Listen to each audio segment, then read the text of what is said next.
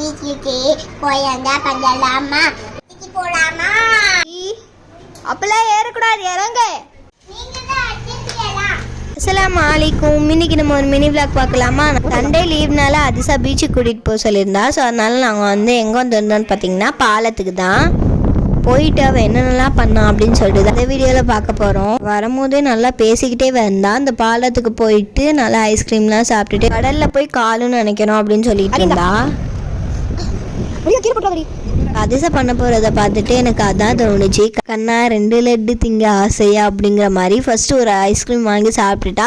Next வந்து குல்ஃபியுமே வேணும்னு கேட்டுட்டா. ஸோ அவளுக்கு குல்ஃபியுமே வாங்கி கொடுத்துட்டு அப்படியே நானுமே வந்து சாப்பிட்டுட்டு இருந்தேன். அதுக்கப்புறம் பாருங்கள், தலைவி ஐஸ்கிரீம் தின்ற லட்சணத்தை இப்படி தான் அவள் எப்போவுமே ஐஸ்கிரீம் சாப்பிடுவா. அது வந்து ரொம்பவே வந்து மெல்ட் ஆயிடுச்சு.